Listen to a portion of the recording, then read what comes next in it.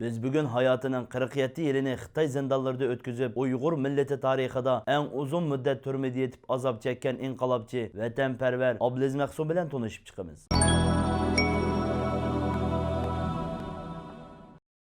Abdulaziz Mahsum 1899 yılı Atuş'un Bağrarıq kentinde cemaat erbabı büyük alim Abdülkadir Damullam ailesinde dünyaya geldi. Abdulaziz Mahsum başlangıç otur mekteplerini Kaşgar şehirde bitirip bu jarayonda bir kısım ustazlardan Arap, Paris tillerini öğrendi. Onundan keyin Abdülkadir Damullam oğlu Abdulaziz Mahsumni Hindistan'a evatidi. 1920 yılları Abdulaziz Mahsum Hindistan'da Ali mektep hayatını başlaydı. Onun okuguçuluk mezgili Hindistan halkının Angliya tecavüzcülüğe karşı elip berivatkan köreş jarayoniga to'g'ri keladi. Aytilishicha, Abdulaziz Mahsum Shavkat Ali rahbarligidagi Hindiston musulmonlarining Angliya tajovuzchilariga qarshi kurashni va xalifa harakatini qo'llab namoyish qatnashgan. Hamda namoyishchilarga tajovuzchilar osonlikcha niyatidan voz kechmaydi. Qo'linglardan kelishicha kaltak chumoqlar bilan qurollansanglar, texmi yaxshi unum beradi deb yo'l ko'rsatdi. Namoyishchi xalq bo'lsa bu maslahat bilan qo'liga nima chiqsa shuni elib, namoyishlardan boshqa ba'zi amaliy harakatlarni elib boradi. Bu harakatlarning unumi ko'rilib, Hindistondagi Angliya tajovuzchilari xilala cho'chiydi. Ular Hindistonliklarning tuyuqsiz o'zgarishining sababini aniqlab, Abdulaziz Mahsumni 6 oy sulab qo'ydi. 1924-yili 8-oyning 14-kuni Abdulqodir Damullam chet el kuchlari va Xitoy tajovuzchilarining yushirin planlashi va satqin munofiqlardan qo'l selishi bilan o'zining Qashqar shahar koni ordidagi kutubxonasida shahid qilindi. Shu yili kuz mezgilida Uyg'ur xalqining beshiga kelgan bu shum xabarni anglagan Abdulaziz Mahsum dadasining qotili va Uyg'ur xalqining qotilini tepish uchun Hindistondan ana vatani Sharqiy Turkistonga qaytib keldi. Afsuski Xitoy tajovuzchilari ko'p taraflamalik to'sqinligi bilan u ochgan da'vo unumsiz oxirlashdi.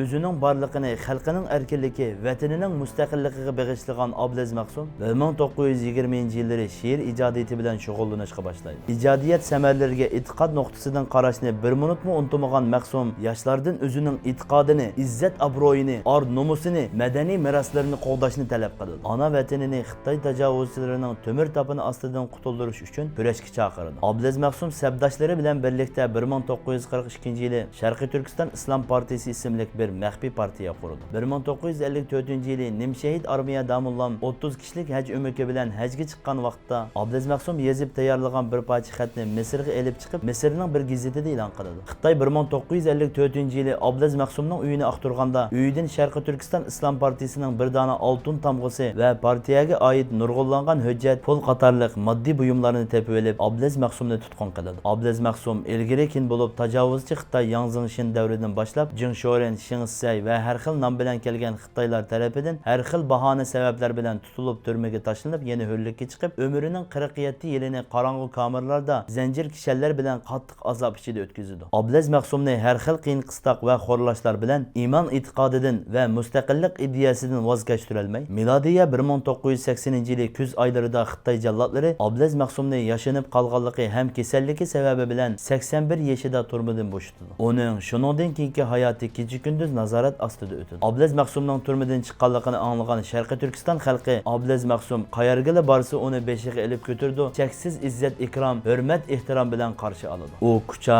Qashqar, Eli qatorliq joylarni bir qator ziyorat qilgandan keyin Urumchiga yenib kelib istiqomatini boshlaydi. Milodiya 1982-yili o'zining butun hayotini vataniga bag'ishlagan, kuyini kuylab, kulkusini kulib, yig'isini yig'lab o'tgan bu jasoratlik inson qandaqdir hech kim tushunolmaydigan, aqlga muvofiq bo'lmagan poyiz voqeasida bu dunyodan vidolashadi. Abdulaziz Mahsum Uyg'ur xalqining irodasini, maydonini, mustaqillik g'oyasini, oxirgi nishonini aks ettirib bergan Uyg'ur xalqining kurash yo'lidagi obrazining namoyandasi. Sultan bo'lib xon o'tgan Uyg'urum sen jahonda olam shohid bo'lganti sen tarixni yozganda